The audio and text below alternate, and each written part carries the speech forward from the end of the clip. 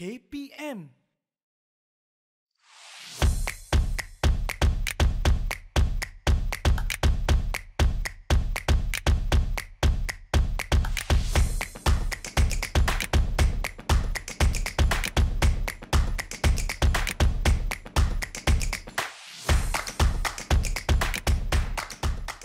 Assalamualaikum dan salam sejahtera penonton saluran Didik TV KPM, kembali ke sebuah lagi episod Bina Upaya Guru. Saya Nisa K akan bersama-sama dengan anda sehingga ke akhir rancangan untuk episod kali ini. Seperti biasa, kita nak lihat kepada laluan kerjaya seseorang guru tersebut tidak tertakluk ataupun tidak terhad hanya kepada guru di bilik darjah, tetapi kepada mereka yang bergelar sebagai pensyarah-pensyarah maupun mereka yang berkhidmat di bahagian pentadbiran. Baiklah, jom kita terus ke tajuk episod kita kali ini, di mana kita nak sama-sama membincangkan topik kluster mata pelajaran dan penandaan option mata pelajaran guru. Jadi untuk membincangkan sebuah topik yang saya kira kalau pada pandangan saya cukup kompleks, nak tahu betul atau tidak, bersama-sama dengan saya merupakan Dr. Nurfoniza binti Maidin yang merupakan Timbalan Pengarah Unit Dasar Pembangunan Keguruan, Sektor Dasar dan Perancangan Pembangunan Keguruan Bahagian Profesionalisme Guru KPM. Selamat datang, Doktor. Terima kasih. Terima kasih sudi bersama-sama dengan saya di sini pada hari ini. Baiklah Doktor, seperti yang saya sebut tadi, saya sebut tajuk rasa macam kompleks je tajuk kita pada hari ini. Jadi hari ini kita nak rungkaikan supaya tidak kompleks pada penonton di Didik TV. Baiklah Doktor, boleh saya mulakan dengan soalan yang pertama ya Doktor ya? Baik, saya percaya keseimbangan itu sangat-sangat penting dan perlu antara keperluan dan juga penawaran guru. Ianya akan memberi impak dan juga cabaran kepada Kementerian Pendidikan Malaysia itu sendiri. Jadi bagaimana KPM menghadapi cabaran dalam menyediakan guru yang sesuai dengan keperluan yang kita sebutkan ini? Silakan Doktor. Okay, terima kasih. Sama-sama. Pendidikan ni umpama macam molekul yang mana dia perlu berubah mengikut kepada perubahan persekitaran agar dia sentiasa relevan bukan sahaja pada masa kini tetapi juga pada masa hadapan. So ini memerlukan penambahbaikan terutamanya daripada segi kualiti guru itu sendiri. Okay. So oleh yang demikian kan KPM dia kenalah ambil inisiatif untuk atasi cabaran-cabaran yang pelbagai ini dengan menggunakan pelbagai pendekatan termasuk bekalan guru kita. Baik. So kita ambil maklum bahawa tahun 2021 sendiri KPM telah meningkatkan pengambilan gurunya hingga 15,000 orang. 15,000 orang. Ya. Guru baru. Yes. Baik. Saya pasti peningkatan ini sangat-sangat besar dan lebih ramai orang diberikan peluang pekerjaan, dan jumlah guru-guru di seluruh Malaysia pun telah pun hampir mencecah 500,000 orang di seluruh negara. Jadi bagaimana KPM memenuhi keperluan guru yang begitu ramai? Bukan 100-200 tapi hampir 500,000 pegawai perkhidmatan pendidikan di seluruh negara. Okey. So bekalan guru kita Manisa sebenarnya ada dua. Baik. Satu ialah daripada kampus kita, iaitu kampus pendidikan guru. Dan kita ada 27 kampus di Malaysia. Dan daripada Universiti Awam. Itu adalah bekalan kita.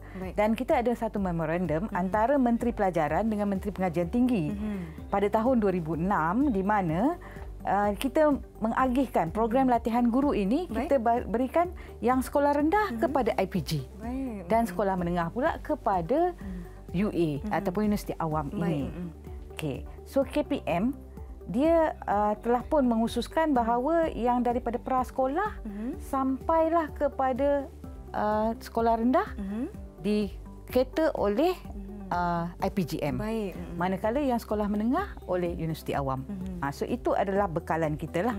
Dan guru-guru kita juga dilatih yang daripada Universiti Awam ini bukan saja di sekolah menengah tetapi di matrikulasi, di college community dan juga di politeknik. Namun kita masih juga ada kekurangan guru untuk subjek-subjek yang kritikal. So kita telah membuat beberapa pendekatan. Pada 2012 kita menggunakan pendekatan guru sandaran terlatih dan guru sandaran tidak terlatih. Kemudian kita menggunakan pendekatan yang berbeza sedikit, iaitu pada 2013 kita mula pula mengambil guru-guru interim berdasarkan garis panduan yang disediakan oleh JPA. Okey, dan tahun 2021 very recently lah pengambilan guru kita ambil menggunakan kaedah lantikan secara kontrak. Itu antara 3 kaedah yang kita dah cuba untuk orang kata memenuhi kekurangan yang ada. Baik, jadi saya pasti ini bukanlah isu yang baru diperkatakan, namun KPM telah pun mengambil pelbagai langkah untuk menanganinya. Baik, saya ada membaca pada tajuk kita hari ini iaitu kluster mata pelajaran. Jadi mungkin Doktor boleh jelaskan dengan lebih lanjut apa yang dimaksudkan dengan pendekatan kluster ini. Okay. Seperti mana yang saya nyatakan tadi, walaupun kita ada dua institusi yang besar untuk menjadi pembekal kepada guru kita, namun kita masih ada kekurangan. Jadi kita menggunakan pendekatan kluster. So kluster ni maksudnya kita kelompokkan subjek-subjek yang tertentu dalam bidang yang hampir serupa. So seperti saya nyatakan tadi, penawaran tadi berdasarkan pada mata pelajaran yang terlalu mengkhusus dalam bidang-bidang yang utama, major ataupun kita katakan ijazah sarjana muda pendidikan di mana sarjana muda pendidikan ini katakan dia dalam bidang fizik. So bila dia dalam fizik maka kita nak cari cikgu yang memang bidang itu.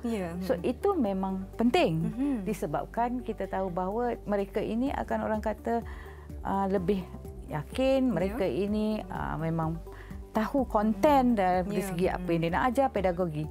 Namun kita taklah boleh dapat penuhi yang itu 100%. Maka kita luaskan sedikit. Maka kita mungkin ada graduan yang bidang fizik tapi yang tak cukup cikgu matematik. Jadi kita gunakan kluster. Mana kluster itu cikgu yang daripada bidang matematik, daripada bidang fizik boleh juga mengajar matematik. So ini yang dikatakan sebagai kluster. So pengambilan ini telah pun kita mulakan pada tahun 2021. So mana kita menyenaraikan kluster mata pelajaran ini mengikut kelompok-kelompok yang telah kita tetapkanlah. Baik, saya pasti ramai yang telah tahu mengenai pendekatan secara kluster ini, di mana apabila contoh yang diberikan oleh doktor tadi, apabila guru ini mengajar fizik, dia juga boleh dicabangkan untuk mengajar mata pelajaran seperti matematik juga. Tapi bagaimana sebenarnya kluster mata pelajaran dilaksanakan dalam pengambilan guru-guru ini, doktor? Okey. So kluster mata pelajaran bukan mudahlah Saya kita nak membina kluster ini Pertama sekali kita rujuk kepada kita ada 154 mata pelajaran di mana kita akan ikutkan pada kelompok-kelompok kurikulum yang sedia adalah kemudian kita tengok pada program yang ada, iaitu kita ada 1018 program pengajian. Sama ada di IPGM ataupun di UA. Kemudian kita tetapkan pula kesesuaian bidang-bidang yang dibelajar dekat UA tu secara umum tu kita tengok apa disiplin ilmu dia, bidang mata pelajaran dia, berapa kredit waktu yang telah dia belajar tajuk-tajuk tersebut dan sekurang-kurangnya 18 kerana itu ada kita terikat dengan MQF, Malaysian Qualification Framework lah. So kemudian kita verify pula kesesuaian bidang ini untuk dia mengajar di sekolah-sekolah tertentu kita, iaitu khas BPLTV teknik vocational, pendidikan Islam, pendidikan di IPG ataupun di MPM. So itu. Dan seterusnya kita semak pula, bukan senang semak pula lagi. Kita tengok pula outline courses dia yang ada kat UA tu, bagi setiap mata pelajaran tu kita tengok ini ada, okey ini boleh, ini tak boleh. So kita rankingkan dia dan kemudian kita gunakan dia. Baiklah, doktor, sebenarnya secara ringkas doktor boleh jelaskan bagaimana sebenarnya kluster ini digunakan untuk tujuan yang lain selain daripada apa yang telah kita bincangkan.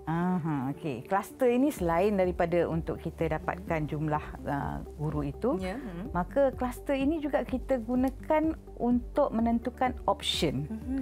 Option ini adalah option yang mana cikgu-cikgu yang sedia ada lah. So cikgu yang sedia ada ni kita boleh tukarkan option dia mengikut kluster ini di mana dia akan melibatkan juga tempoh masa cikgu tu mengajar. Baiklah, kita akan berbicara dengan lebih lanjut lagi tentang topik kita hari ini, kluster mata pelajaran dan penandaan option mata pelajaran guru. Jadi jangan ke mana-mana, kita nak rehat seketika. Yang di rumah kembali menonton Bina Upaya Guru di saluran Didik TV KPM.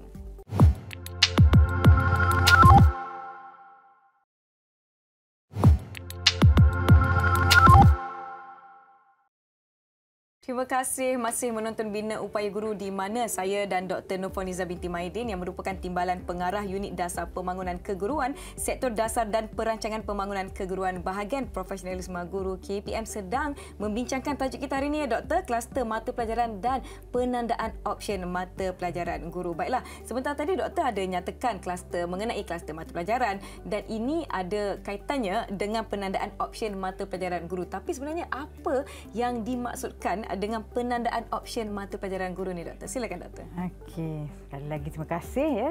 Penandaan option mata pelajaran ini ataupun kita namakan sebagai tagging. Baik.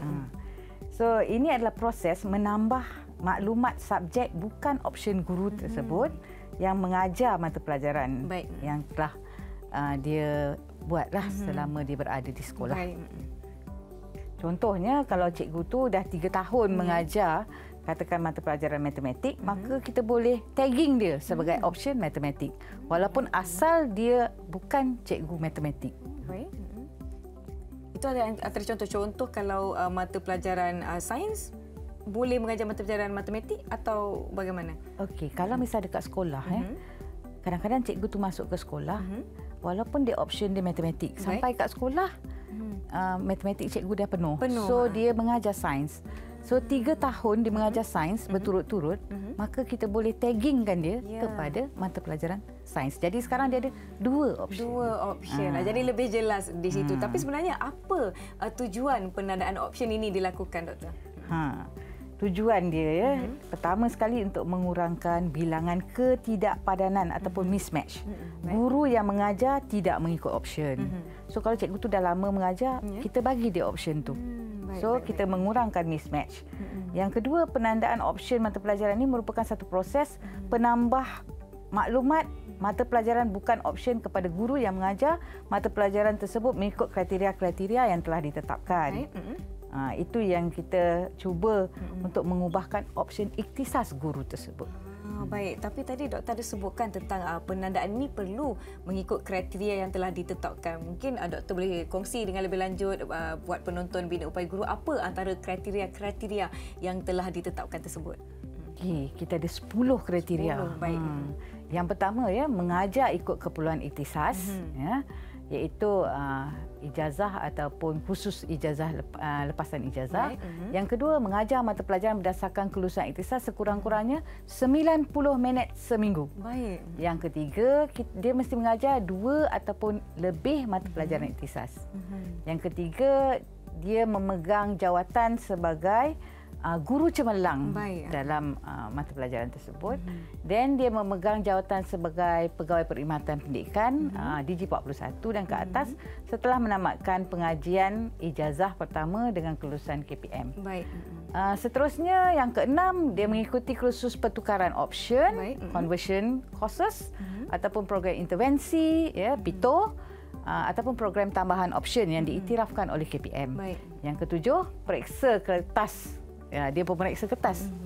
Dia boleh tukar juga. Dan kemudian dia mengajar mata pelajaran bukan option dia minimum 90 minit seminggu bagi 3 tahun berturut-turut. Dan kemudian yang kesembilan, memperolehi ijazah pertama tanpa kelulusan KPM bagi pegawai perkhidmatan pendidikan grade DG 40 ke bawah. Dan last sekali, dia ada memperoleh ijazah sarjana ataupun ijazah kedoktoran. Itu juga membolehkan dia bertukar option. Bertukar option. Ada lagi tak kriteria yang diperlukan ataupun kriteria tambahan untuk penukaran option tersebut? Okey. Option ini bukan setakat yang tadi yang 10 tu, tapi dia ada caveat pula. Caveat. Dia ada 5 caveat. Yang pertama sekali, bagi mata pelajaran bahasa Inggeris, minimum mesti dia dapat C1. Dia kena ikut exam. Ada exam CEFR, Common European Framework of Reference for Languages. So yang itu dia kena dapat C1. Yang kedua, bagi option bidang teknik dan vocational, dia mesti ada sijil kemahiran Malaysia, SKM. Minimum tahap 3. Tahap 3. Baik. Yang ketiga, dia mesti kalau option pendidikan Islam, dia mesti minor pendidikan Islam ataupun syariah, usuluddin, Al-Quran dan Al-Sunnah. Itu untuk pendidikan Islam. Yang keempat, bagi program prasekolah, ijazah pertama dia prasekolah ataupun diplomanya ataupun dia ada PITO. So itu mesti dia mesti ada PITO pendidikan awal kanak-kanak. Dan yang akhir sekali bagi program pendidikan khas, sama ada di ijazah pertama, diploma ataupun PITO pendidikan khas, khusus pembangunan profesionalisme berterusan yang diiktirafkan oleh KPM juga boleh digunakan. Baiklah, itu di antara kriteria yang telah pun dikongsikan oleh doktor mengenai penandaan option. Ada lagi yang kita nak kongsikan dengan penonton di rumah. Jadi kita nak rehat seketika, jangan ke mana-mana. Kita jumpa selepas ini di Bina Upaya Guru Didik TV KPM.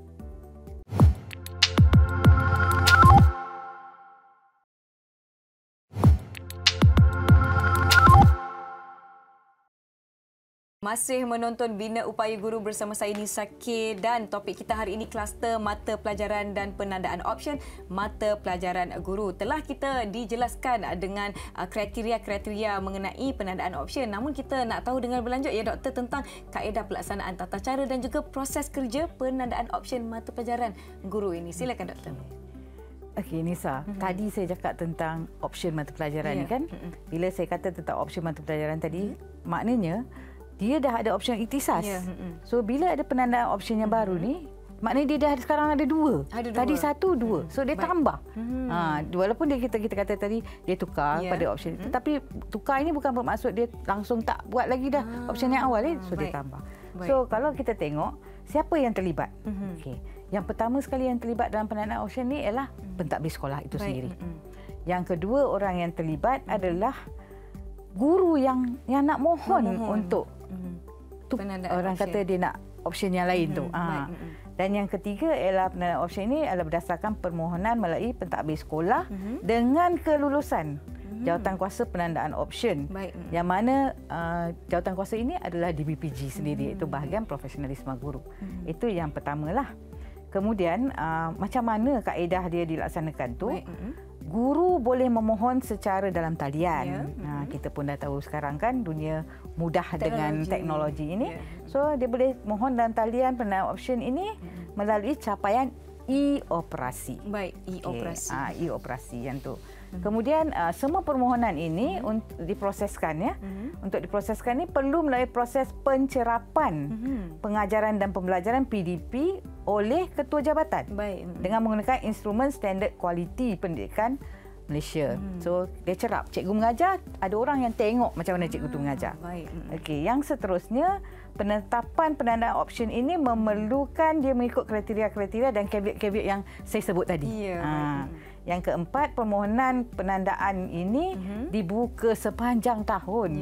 Okey, walau bagaimanapun keputusan kelulusan ini kita kemukakan hanya 4 kali setahun saja. Permohonan sepanjang tahun tetapi keputusan kelulusan 4 kali sahaja dalam masa setahun. Siapa sebenarnya ya doktor yang berperanan dalam pelaksanaan penandaan option mata pelajaran guru ni doktor? Okey, baik. Untuk pengetahuan semua ya. Peranan dan tanggungjawab ini melibatkan bahagian profesionalisme guru ataupun BPG. Yang kedua ialah bahagian pengurusan sekolah harian BPSH. Yang ketiga JPN, Jabatan Pendidikan Negeri. Yang keempat ialah PPD, iaitu di daerah, dan seterusnya ialah oleh ketua jabatan. Dan akhir sekali guru kat seluruh negara.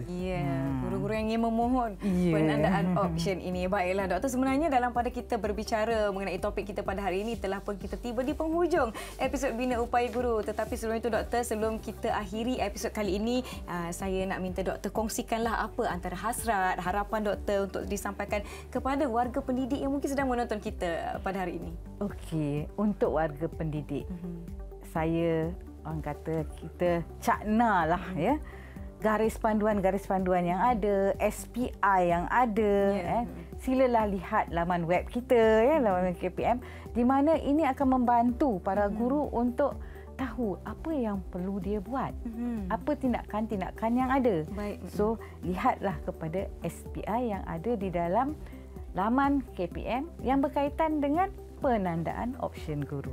Itu harapan saya. Baiklah, semoga penonton di rumah mendapat informasi dan juga input yang lanjut berkenaan dengan kluster mata pelajaran dan juga tentang penandaan option mata pelajaran guru. Diharapnya lebih jelas. Segala informasi telah pun dikongsikan. Terima kasih saya ucapkan kepada tetamu kita hari ini, Dr. Nurfoniza binti Maidin yang merupakan Timbalan Pengarah Unit Dasar Pembangunan Keguruan, Sektor Dasar dan Perancangan Pembangunan Keguruan, Bahagian Profesionalisme Guru KPM, kerana sudi bersama-sama dengan saya. Terima kasih, Doktor. Salah dan silap saya minta maaf ya, Doktor ya. Saya juga begitu. Baiklah, terima kasih penonton Didik TV KPM. Teruskan menyokong Bina Upaya Guru. Saya Nisa Kir. Terima kasih dan Assalamualaikum. Jumpa lagi.